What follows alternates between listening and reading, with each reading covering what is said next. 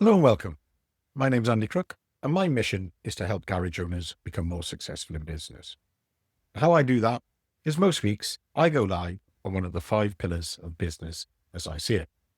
And this week, we're in the people and performance pillar, and we're talking about the traits of the greats. Now, the reason we're talking about this is because success leaves clues, and successful people are often better at spotting patterns that the rest of us simply step over. Now, I have a saying, where your focus goes, your energy flows.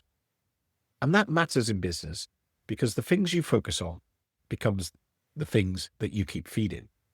If you focus on excuses, your energy flows into defending your problems. If you focus on clues, your energy flows into improving business. And that's the difference I want to explore this week. Are you focusing on the positive or the negative aspects of your business? Are you providing excuses or are you looking for those clues?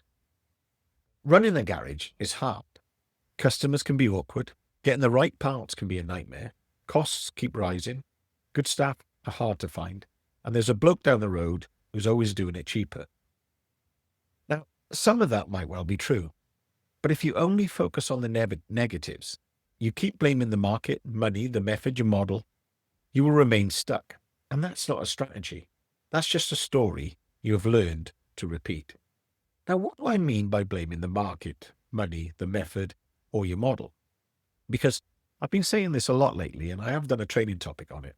But basically, if you're blaming your current situation, the market, if you're blaming the fact that where you are, there's not a lot of money, the method is how you do it, and your model is what you do. Now, everyone can blame one of those 4 things, and it's very common to blame the market, the money, the method, or your model. But I want to start somewhere that might seem odd. Farming. And I want to talk about the first human revolution. Because long before there were business books, websites, Google reviews, garage management systems, and even social media, people were already trying to work out why the same basic ingredients could create different outcomes. The same seed, the same soil, same weather, yet different results. One person plants too early and there's no crop. Another plants too late and the opportunity is missed.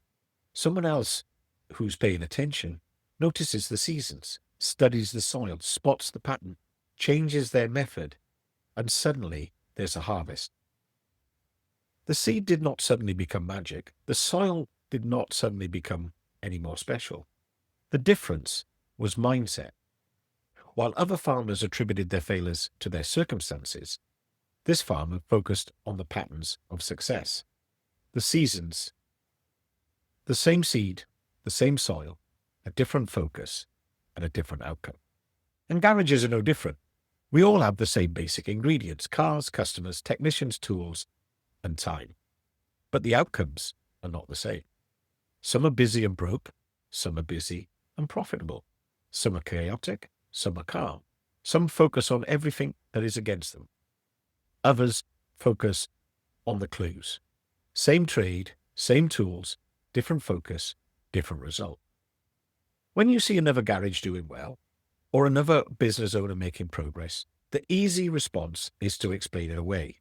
Better area, better customers, more money, more staff, more luck. Maybe some of that is true.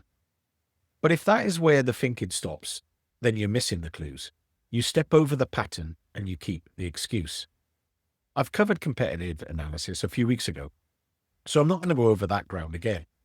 If you haven't listened to it, go back because it fits this conversation perfectly. Competitive analysis is one way of practicing this skill.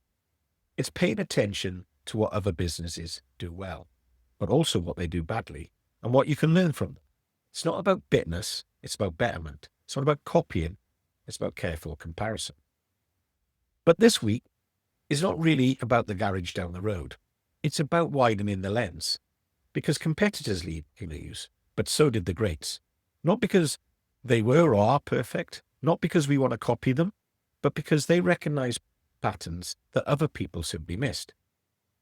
So what we want to do is look at your business through 3 lenses. we're going to look at the lens of Bruce Lee.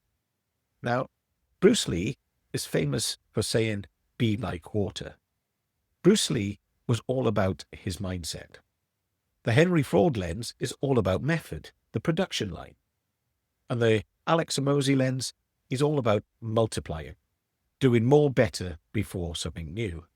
Something that I've taken to heart, and I call it more better before additional, because that then spells out MBA. An MBA is 3 letters that are synonymous with doing well in business. So let's start with Bruce Lee. Now, confession time, I'm quite a big fan of Bruce Lee, or I was when I was younger, and I practice Kung Fu like Bruce Lee. But it's not really about martial arts, this. This is about mindset. And Bruce Lee said, be like water. Now, you may feel that water is soft, weak, or passive, but it doesn't mean that. It means be adaptable, because water can change shape depending on the container.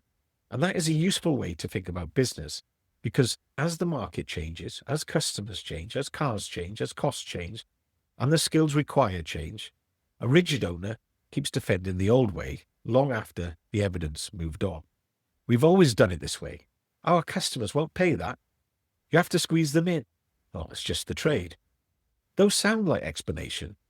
They're often excuses wearing overalls. Bruce Lee and his lens is really about focus. Are you focusing on defending the old way, or are you focusing on adapting to what reality is showing you? Be like water means to adapt to reality. If the diary is showing you something, then listen. If the numbers are showing you something, pay attention. If the same job keeps running over, do something about it. If the same customer keeps causing you problems, stop booking those customers in. The mindset is simple. Don't defend what's not working. Study it, adapt, and improve. And this is simply the farming lesson again. If the crop fails because the timing is wrong, planting the same way next year and blaming the weather isn't wisdom. It's repetition without reflection. And the Bruce Lee lens asks you to look at where you're being too rigid. Where are you clinging to an old price, an old process, an old belief, or an old customer expectation because it's familiar, but not because it works? And this is not always easy to admit, because changing the business can feel like you're admitting you were wrong. It's not. It's admitting that you have learned, and that is different. So what about the Henry Ford lens? The method. Henry Ford is widely attributed to inventing the production line. Now, I'm not saying that garages should become factories, that technicians can be robots, and that every job can be treated the same. That's not the point I'm making. But if he could systemize building cars, surely you could systemize what goes on in your garage. Because Ford's clue is what's repeatable needs a repeatable method. He didn't just build cars. He built a way of building cars that could be repeated, measured, and improved. If you look into the life of Henry Ford, he was also very much into looking after his staff. Now, his motivation might have been slightly different, but the outcome from looking after his staff was more productivity, which is what he was all about. If you worked for Henry Ford in the early days and you were in Detroit, people died of toothache. Can you imagine getting a job where you had free dental care? It was unheard of. You also got a warm, dry, and comfortable place to sleep. You could get a house. Now, they sound very beneficial for the staff, but the real reason Henry Ford was doing that is so that his staff had a good night's sleep. They weren't ill. They didn't take time off. They were able to turn up and be productive. What I think about Henry Ford and his motives is something different, but his heart was in productivity. Because many garages struggle. They have tools, they have effort, they have experience, but they don't always have the right method. The phone gets answered differently depending on who picks it up. Diagnostics are charged differently depending on who was at the desk. Customer updates depend on who remembered to ring them. And that's not a system. That's just hope with a ramp. The Ford lens shifts your focus from who forgot to what failed in the method. That is a much better place to put your energy. If something matters, systemize it. Now, because when you build a method, you can always reflect and improve. Without a method, every mistake becomes a surprise, even when it happens every week. You know the sort of thing I mean. That part that wasn't ordered, the customer that didn't get updated, the job card that wasn't clear, the technician who didn't know the customer needed their car back by 3 o'clock, the extra work that wasn't authorized, the invoice that wasn't paid before the handover. Now, none of those are that dramatic on their own, but they chip away, and they continue to chip away, and they create stress, waste time, damage trust, and make good people look careless. The Ford lens asks you, where are you relying on memory instead of method? Where does the business depend on someone remembering, chasing, shouting, checking, or rescuing? If it's in someone's head, they can forget. If it's in a method, it can be improved. And then we come to Alex Hormozi. Now, Alex Hormozi is really about leverage. He is a multiplier, more, better, before new. And I go on about this one a lot. And if you don't know or haven't heard of Alex Hormozi, I suggest you look him up, you get his books and you read through them, because he has a simple system of multiplication. And if you try to grow simply by adding another ramp, another technician, another tool, another service, another supplier, all you'll get is another headache. But adding more to a business that's already messy just multiplies the mess. If the diary is already chaotic, another ramp gives you more chaos. If the pricing is wrong, all more work does is give you more underpriced work. If the customer experience is poor, more customers just create more complaints. More isn't always growth. More is sometimes just more movement. And that's why the order matters. You have to do more of the right things, then do it better before you do anything additional. So the first question is, what can we do more of that already works? Then what can we do better? Then and only then should we think about adding something new. And this is where garage owners often get caught.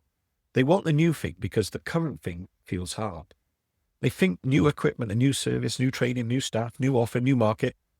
But if the business isn't controlled, additional doesn't solve the problem. It just gives the problem more places to hide. The Hormozi lens shifts your focus from adding more to improving what already works. That is where the energy should go before you add complexity. If you look at your business through the Hormozi lens, what you're going to be doing is you're going to be acting as a multiplier. It's not about doing everything. It's about getting a better return from what already exists. More out for the same in. And that brings us back to the original point. Success leaves clues, and the successful are better at spotting the patterns. The rest of us are stepping over. The farmer that studied the seasons. Bruce Lee, who adapted to reality. Ford, who builds the production line. And Hormozi reminds us not to add complexity before we fix what's already working. Different people, different worlds, same underlying pattern. Mindset and method, multiply. Be like water. Build a production line. Do more, do it better before you do anything original. And this is where your focus really matters. Because if your focus stays on the negative, your energy flows into excuses. You spend your time proving why it can't work, why the customer will not pay, why the team will not change, why the area is wrong, why the trade is broken, why the answer is always outside of your control. But if your focus moves to the positive, your energy flows into clues. You start asking yourself better questions. What is working? Who's doing this well? What pattern have they spotted? What could I adapt? What method could I build? What could I improve before I add? Same business, different focus, results in a different outcome. So, if you think about what we've talked about, and if you look at your business through those three lenses and write down one answer for each. First, think about your mindset. Where are you being too rigid? Where are you defending an old way of working, even though the diary, the numbers, the customers, or even your team are showing you that it's not working anymore? Then move on to method. Where are you relying on memory, mood, and miracles instead of a repeatable process? Pick one area. Customer updates. Customer authorization. Is it diary control? Is it ordering the parts? Is it when you hand the vehicle back? Is it your quality control? or is it collecting payment? Pick one and start to build a system that you know works. Third, the multiplier. Where are you adding when you should be doing better?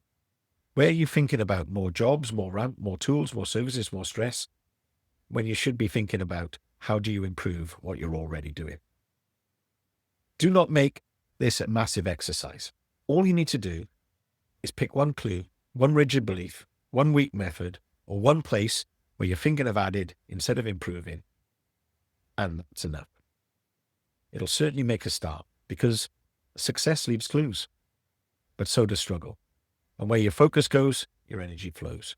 So if your focus stays on excuses, your energy flows into defending the problem. If your focus moves to clues, your focus moves into improving the business. Remember, if you should, you must, and what's stopping you is probably starting. So think about it. What one clue in your business have you been stepping over for too long? Thanks for listening. See you next time.